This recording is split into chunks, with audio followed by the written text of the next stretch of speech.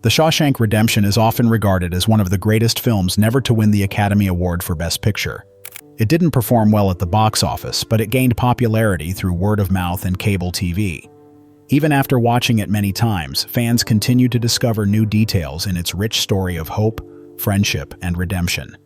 For many movie lovers, this film is one of the best made. But there's more to it than what you see on the surface. There are secrets that even dedicated fans may not be aware of. Today, we will explore some of Shawshank's hidden mysteries. We'll share insights from the cast and crew who created this beloved film. You'll learn about the deeper meanings, the tensions on set, and the symbols sprinkled throughout the movie that alter your perspective on Andy Dufresne's journey. These insights are not just trivia. They are essential revelations from the actors that offer new ways to see a movie you thought you understood well. You will hear about Morgan Freeman's surprising thoughts on his character Red, Tim Robbins' techniques for portraying Andy, and deleted scenes that would have changed the film's meaning. This is the untold story of Shawshank. By the end, you will look at the Shawshank Redemption in a new way, the film that almost wasn't. Before we look at what the cast has shared, we should note something important. The Shawshank Redemption almost didn't reach theaters. When Frank Darabont first asked Stephen King about turning his novella Rita Hayworth and Shawshank Redemption into a movie, King was hesitant. He didn't question Darabont's skills, but thought the story would be hard to film because it was very internal and psychological. What many people don't know is that King sold the rights to Darabont for just $1. That's right, $1. King called this his Dollar Baby program, which allowed new filmmakers to adapt his shorter works for a small fee. Tim Robbins shared in a 25th anniversary interview that this offer from King gave them creative freedom on set. "We weren't making a big-budget film with studio executives watching over us," Robbins said. "Frank had a lot of creative control because the stakes didn't seem that high." Morgan Freeman remarked, "It's ironic. The film that would rank #1 on IMDb for years was initially considered an afterthought by Hollywood. Columbia Pictures didn't know what to do with it. This unusual beginning paved the way for what became a surprising success story in Hollywood. A film that, like its main character Andy Dufresne, took a winding path to greatness. The prison that made Shawshank. One key element that helped create the authentic atmosphere of the film was the decision to shoot at the Ohio State Reformatory in Mansfield, Ohio. This large and imposing building closed in 1990 due to poor conditions, just 4 years before filming started. In interviews, the cast discussed how the real prison environment affected their performances. Clancy Brown, who played the harsh Captain Hatlen, said, "There was something that happened to all of us when we walked through those gates each morning. You could feel the decades of misery in those walls. It wasn't something you had to act. The prison wasn't just a backdrop, it became a character in the film." Tim Robbins often sat alone in the cells between takes, taking in the cramped reality of prison life. He noted in a 2019 interview, "Those cells were tiny, 6 by 8 feet. When you stood in one and the door closed, something primal happened in your brain. The panic was real." Many fans might not know that some extras in the film were former inmates of that prison. Director Frank Darabont wanted honest reactions during the yard scenes and the mess hall sequences, so he hired men who had served time there. Their weathered faces and knowing looks were not acting. They were reliving their own experiences. This commitment to authenticity was evident in every aspect of the production.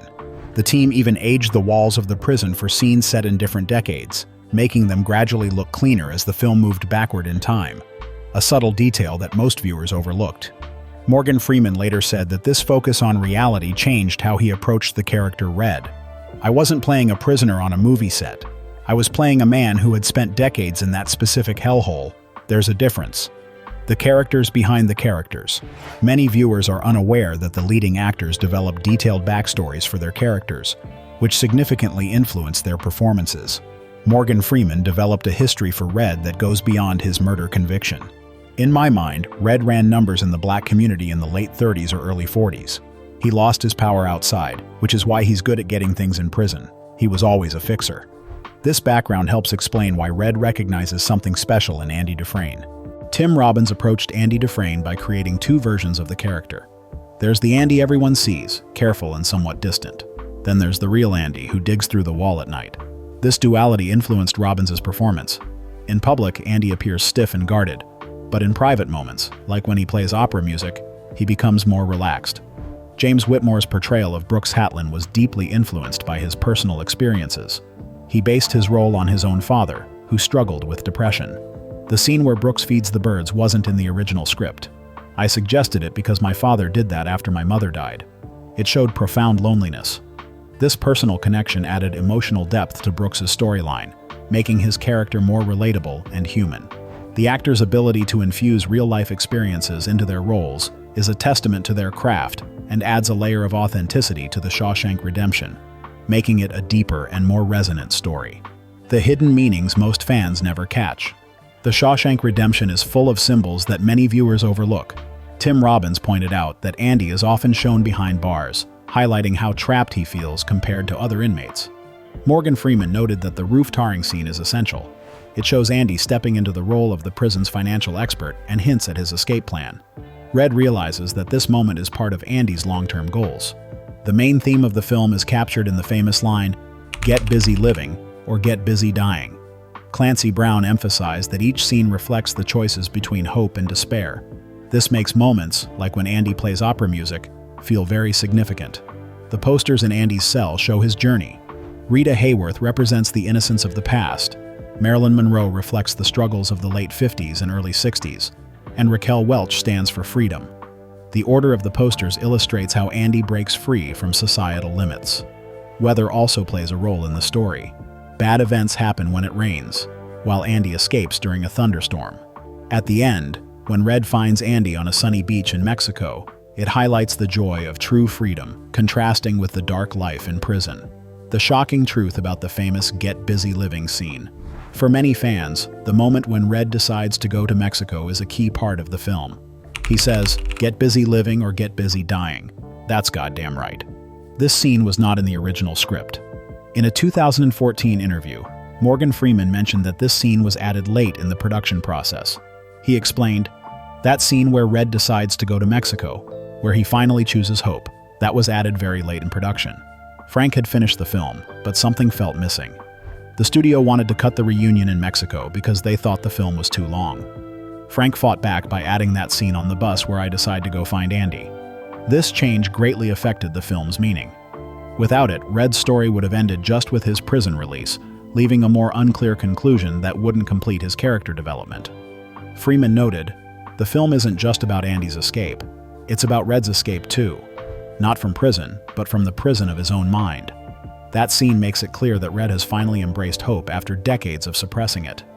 This insight alters our perception of the film's structure. It's not just Andy's story with Red as the narrator. It's a story of two men finding freedom in different ways. The Brooks subplot, a last-minute addition that changed everything. One of the most heartbreaking stories in the Shawshank Redemption is about Brooks Hatlen, an elderly prisoner. After his release, Brooks struggles to adjust to life outside of prison and ultimately takes his own life. Many viewers may not know that this vital subplot was expanded from Stephen King's original novella. James Whitmore, who played Brooks, said that the character was just a minor detail in the source material. "Frank saw something in this minor character that no one else did," Whitmore explained. He understood that Brooks represented all the men who become institutionalized and can't live outside once those walls have become their home. Expanding Brooks's role changed the film's emotional depth. It raised the stakes for Red's eventual release and created a strong contrast to Andy's hopeful spirit. Without Brooks, the ending would lose much of its emotional power. We wouldn't fully appreciate how remarkable it is that Red chooses a different path. Director Frank Darabont later shared that studio executives wanted to cut the Brooks scene entirely, saying it slowed down the main story. "I had to fight for Brooks," Darabont said. "I explained that without showing what happens to him, Red's final journey means nothing. Brooks chose fear, Red chose hope. Without one, the other has no meaning." This background makes Brooks's famous carving "Brooks was here" even more meaningful. When Red later adds "so was Red" before heading to Mexico, he is not just leaving a message. He is rejecting Brooks's fate and choosing a different path for himself. The Warden, based on a real person. Bob Gunton, who played Warden Norton in the film, shared that a real prison official from the 1950s inspired his character. This official was convicted of forcing inmates to do renovation work on his house. Gunton explained, "Frank gave me newspaper clippings about this warden from the Midwest. This man acted like a moral, upstanding Christian while treating prisoners as enslaved people and stealing funds. The hypocrisy was shocking. This real-life background helped shape many of the warden's traits, such as quoting the Bible while being cruel and prioritizing appearances despite his moral failings. Knowing this history adds depth to the Warden's suicide scene. When the police arrive, he cannot face the shame of being treated like the criminals he has looked down on for years. Gunton said, "It's not just fear of prison, it's the destruction of his carefully constructed self-image as a righteous man that he can't bear." This detail makes the character more believable. The corrupt, Bible-quoting Warden was not just a Hollywood creation, he came from America's real prison history. The redemption in Shawshank. Not what you think. The film The Shawshank Redemption is more than just about Andy Dufresne's escape. It also explores themes of restoring humanity in a challenging environment. Tim Robbins, who plays Andy, explains that his character helps not only himself but also the other prisoners by giving them hope and a sense of purpose. Morgan Freeman, who plays Red, shares that Red finds redemption by being honest with himself, not just by leaving Shawshank. This insight shows how people can keep their dignity even when they feel trapped. The movie's ending almost changed. Studio executives wanted to show Red on a bus to Mexico instead of the beach reunion. Director Frank Darabont fought for the reunion scene, believing it gave the film a crucial sense of hope. Thomas Newman's music plays an important role in capturing the emotional journey. Robbins highlights how the score shifts from despair to hope. The Shawshank Redemption struggled to succeed in theaters, earning only $16 million against a $25 million budget. It found success later through cable and VHS rentals, becoming a favorite over time. By the late 1990s, these rentals had become profitable and transformed them into a cultural icon. Tim Robbins noted that the film's narrative reflects its themes of patience and perseverance. By 2019, it was often listed as one of IMDb's greatest films, demonstrating how it evolved from a commercial failure to an integral part of American culture. The Ohio State Reformatory, where the film was shot, has undergone a transformation from a rundown prison to a popular tourist destination, attracting over 100,000 visitors annually. Robbins noted that it is surprising that a prison known for harsh conditions is now recognized for a story about hope and humanity. Visitors can see key locations from the movie, including Andy's cell and a tunnel he used to escape. While the tunnel is a Hollywood addition, it has become a permanent display. This shift shows how the prison has changed from a place of punishment to one of inspiration.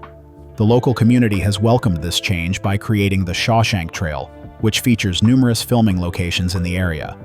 This boost in tourism has helped revive a region that once faced industrial decline, showing how a place that once tried to break people now celebrates the strength of the human spirit. The legacy.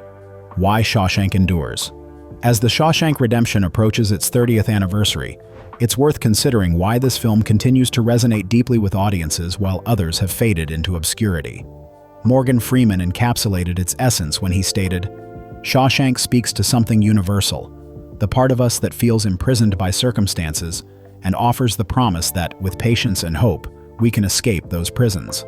Tim Robbins emphasized that the film illustrates the challenges of maintaining hope throughout Andy's journey, highlighting that while hope is essential, it is difficult to hold on to. This nuanced portrayal elevates Shawshank beyond mere inspirational storytelling, acknowledging the complexity of the human experience. Director Frank Darabont remarked, "Shawshank is about our essential humanity, our friendships, and finding meaning even in darkness." In an age of disposable entertainment, The Shawshank Redemption reminds us that the best stories often take time to be fully appreciated. It reflects our deepest struggles and aspirations, crafted with intention, making it feel more like truth than fiction. As Andy tells Red, "Remember, hope is a good thing, maybe the best of things, and no good thing ever dies." I encourage you to experience the film again, observing its visual and musical patterns, and share the magic of Shawshank with someone who hasn't seen it. Don't forget to like this video, subscribe for more cinematic insights, and share your thoughts on the film's most powerful moments in the comments. Until next time, remember, get busy living or get busy dying. That's right.